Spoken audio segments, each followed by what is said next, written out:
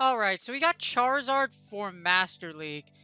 Now, Charizard in Master League, it's kind of tricky to play, and here's why. 29.89. Compared to a lot of things in Master League, Charizard doesn't max out very high in Master League. Now, the thing about it is that it could be very, like, obviously, Mega Charizard is the strongest Mega in the game, and with Dragon Breath, it would tear through a lot of things. However, we're not looking at. We're looking at regular Charizard with Dragon Breath. So in Master League, because it doesn't max out very high,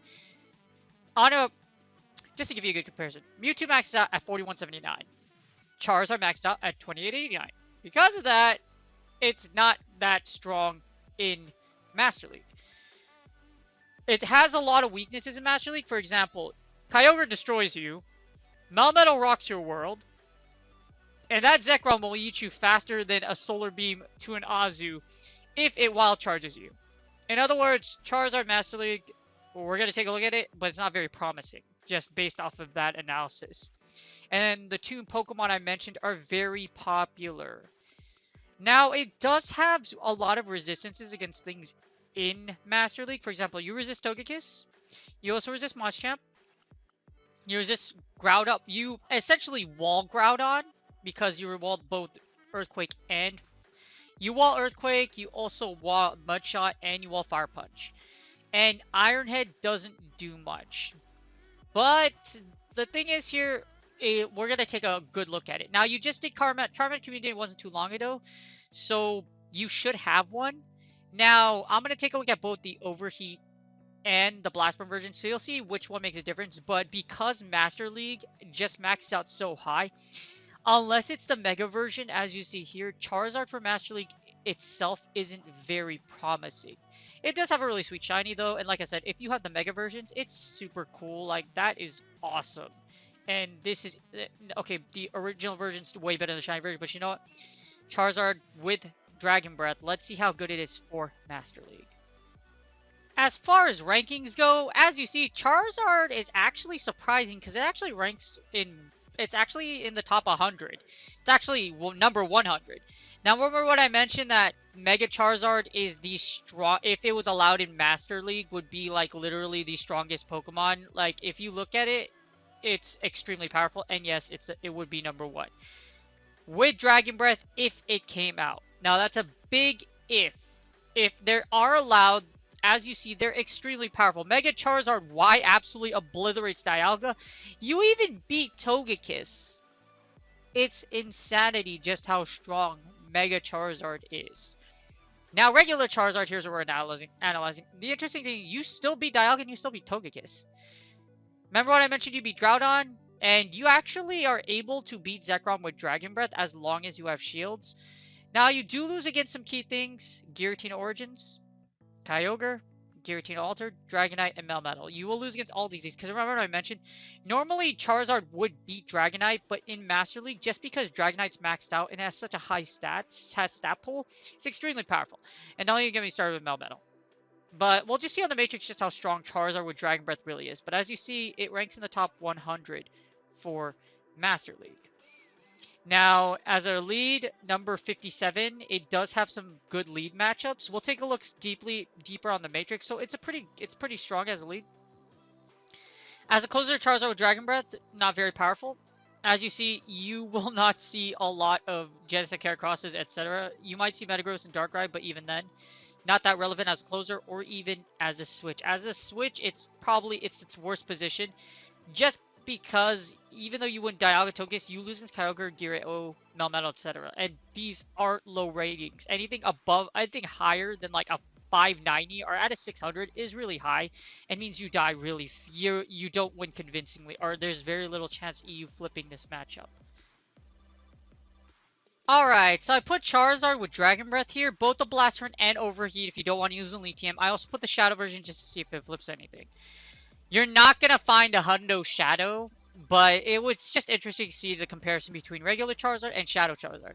So we go down, you beat Conkeldurr, you're going to lose against Dialga and Dragonite in the 2 shield, so that's really bad. Dialga's populated, so is not really Dragonite so much, but it can be there. You do beat Garchomp. So you do have a really strong matchup against Garchomp, which is really cool. That's really well. You also beat Gira-O in the 2 shield. I think you could just go straight Dragon Claw in this matchup. You don't have to actually land the Blast Burn. Yep, you just go straight Dragon Claw and you actually beat Gira-O. Now you barely beat it. Does level 41 flip this matchup? I don't know if it does. Okay, let's assume a level 41 Gira-O. Okay, so yeah, it actually does flip it. So if Gira-O's level 41, it can flip this matchup. It looks like it does. So, but what if you're level 41 Charizard? Alright, so if it actually does, so this is one of the few instances where if they have a level 41, you win. For example, if it's level 40, so just be mindful of that. If they do have a perfect Hundo Giratina or Gira-O or something close to that, it looks like they win. See how Charizard wins? If it's level 41, it will beat you. So just be very careful of this matchup. A good way to look at it is that when you start battling, look at the top right and look at the CP. The first thing I always look at when I battle is CP. Just to see like if I win it, especially, or like if it's perfect or not. Because you can usually like memorize CPs or just see how high it is.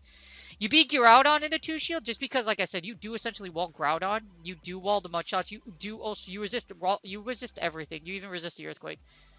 As you see, because Charizard's stats aren't very high, it's very risky, but you're able to beat Groudon with the Blast Burn variation, because you're able to land Blast Burn and then KO. You beat Heatran. Remember when I was talking about Kyogre? You lose really hard against Kyogre and against Melmetal, Machamp.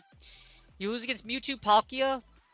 Well, you don't lose against Palkia. You actually simultaneously knock each other out, but like even then, it's really dangerous.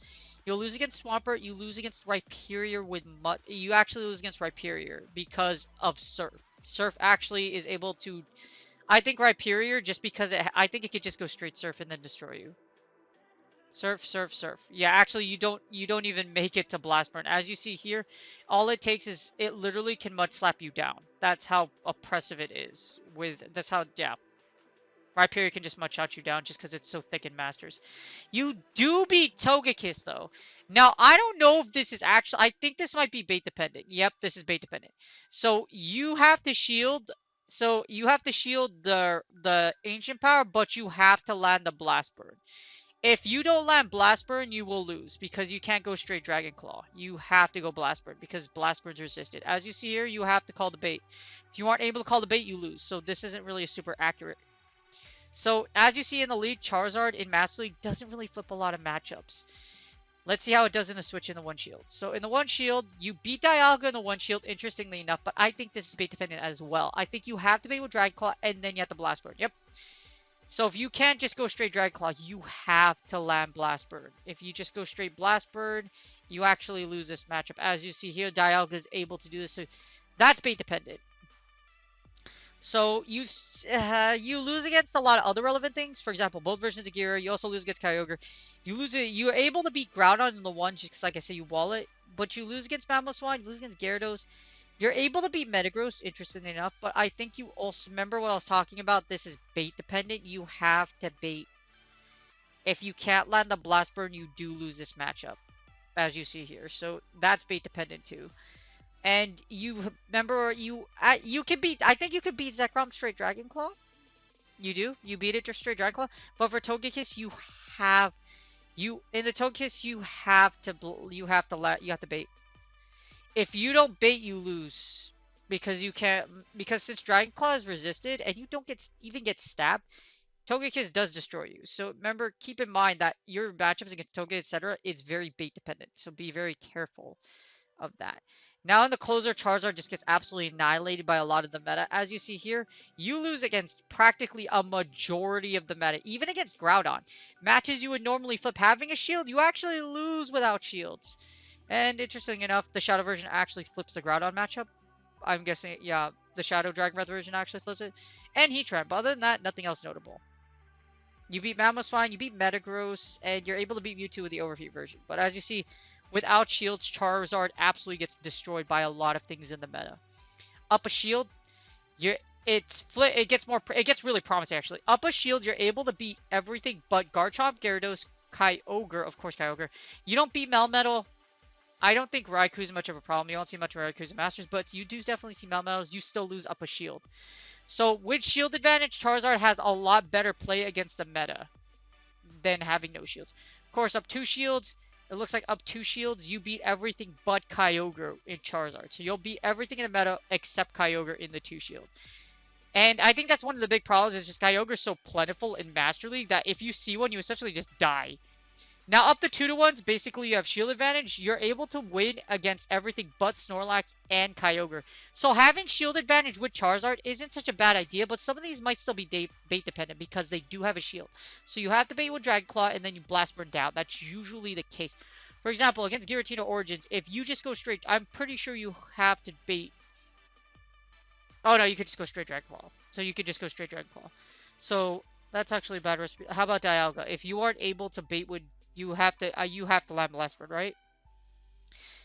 We'll switch to Dragon Claw. Yeah, you have to Land Blast. See, some of these are bait dependent. So with the 2-to-1s, in the 2 and O's, yes, but in the 2-to-1s, because they still have a shield, you have to bait that shield with some matchups. So it's still pretty dangerous. Alright, so for the rating, I gave it a 4 out of 10.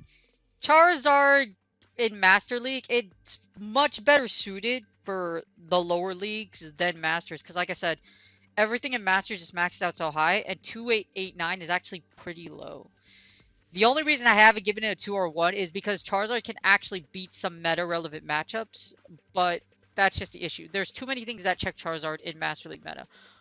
Along with that, one of the big notaries is Kyogre. There's no real way against Kyogre. If you face a Kyogre, you essentially die and get waterfall down. And that's what makes Charizard very dangerous to use, because there's plenty of Kyogres in Master League. Along with that, if you run the multi-battle and you look at the Sims, yes, it does have some positive matchups, but the 63% isn't very high. And this is the 2 shield too. So if we go to the 1 shield, things get better, 65%. But 65% isn't very high. Along with that, a lot of its matchups are bait dependent. The ones that you do be meta, they are actually bait dependent. Because in the zeros, if Charizard has no shields, as you see, you win only 55% of the matchup. You lose against half of the Master League meta in 0 shield scenarios. So that's what makes it really bad. Charizard really needs a shield advantage or energy advantage to be really good in Master League. And even then, against things it should be, it's still really bad. But it's not. It would be fun to use and see how it actually is in Master League. Like if you put it in the back with shield advantage, I'm pretty sure you could get some W's with it, but you're not going to win consistently with Charizard Master League. Unfortunately, it's expensive. Anything up to 40 is expensive. It's not worth the use, and like I said, too many things that check Charizard are running around in Master League. Because of a lot of it, because of its matchups and everything, it's a 4 out of 10. I wish I could say it's better. Unfortunately, it's not. I'm hoping the Master Premier analysis is a little better, but even then, like I said, in Master League, Charizard does it. It's just a lot of things max out above 2889. Anyways, that's the video. I hope you guys have a great day, and I'm looking forward to seeing you guys for that Master Premier analysis, because I think it could have some use in Master Premier, but we'll have to just take a look and see. You guys have a great day.